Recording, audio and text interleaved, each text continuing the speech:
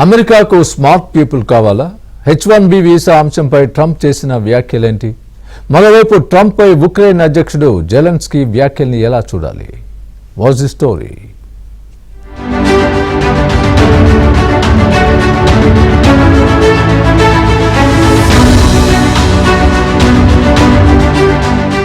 అమెరికాకు smart people కావాలని America కాబోయే అధ్యక్షుడు ట్రంప్ అన్నారు. H1B వీసా అంశంపై అమెరికాలో విస్తృత చర్చ జరుగుతున్న నేపథ్యంలో ట్రంప్ స్పందించారు.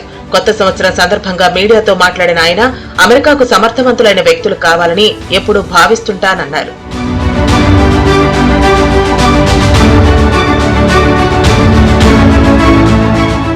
అమెరికాకు సమర్థత కలిగిన ప్రజలు కావాలని తానెల్లప్పుడూ భావిస్తానని, తెలివైన వారు తమ దేశానికి రావాలన్నారు. మునుపెన్నడూ లేని స్థాయిలో అమెరికాలో ఉద్యోగాలు రాబోతున్నాయన్నారు.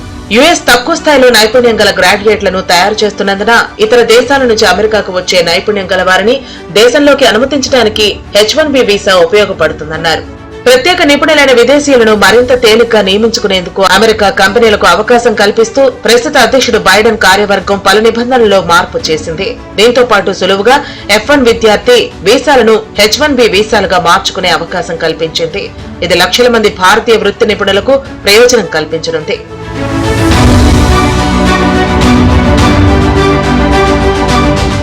అయితే ట్రంప్ అమెరికా అధ్యక్షుడిగా ఎన్నికైన తర్వాత H1B వీసాపై చర్చ నడుస్తోంది. ఈ క్రమంలో తాను ఎల్లప్పుడూ H1B వీసాలకు అనుకూలంగా ఉంటానని, అందుకే తమ దేశంలో ఆ వీసాలు ఉన్నాయని ఇటీవల ట్రంప్ అన్నారు. ఇప్పుడు మరోసారి ట్రంప్ నుంచి అదే తరహా స్పందన వచ్చింది.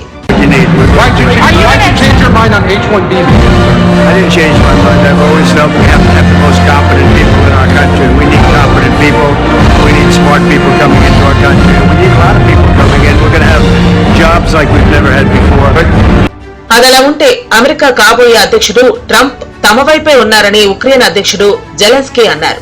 నూతన సంవత్సరం సందర్భంగా ప్రజలను ఉద్దేశిస్తూ ఓ వీడియో విడుదల చేశారు. ఈ వీడియోలో జెలెన్స్కీ కీలక వ్యాఖ్యలు చేశారు. తమ దేశానికి శాంతిని బహుమతిగా ఎవరూ ఇవ్వలేరన్నారు.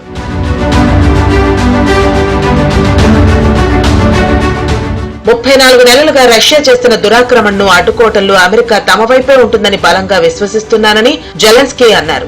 రష్యా అధ్యక్షుడు పుతిన్ దూకుడును ట్రంప్ ఆపుతారనడంలో తమకు ఎలాంటి సందేహం లేదన్నారు. ఇరు పక్షాలను శాంతపరచడానికి ఇది వీధి గొడవ కాదని, ఇవాళ రష్యా షేక్ హ్యాండ్ ఇస్తే రేపు చంపదని గ్యారంటీ లేదన్నారు.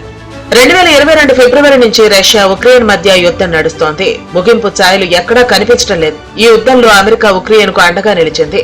అగ్రరాజ్యం 2022 నుంచి కీవ్ కు ఇప్పటి వరకు $62 బిలియన్ విలువైన ఆయుధాలను, ఇతర సాయాన్ని అందించింది. మరోవైపు రష్యా ఉక్రెయిన్ యుద్ధానికి తాను ముగింపు పలుకుతానని అమెరికాకు కాబోయే ట్రంప్ పలుమార్లు వెల్లడించారు. అధికారాన్ని చేపట్టిన తర్వాత యుద్ధం ఆగుతుందా, శాంతి ప్రక్రియకు ఎలాంటి ప్లాన్లు అమలు చేయనున్నారు అన్నది ఇప్పుడు ఆసక్తికరంగా మారింది.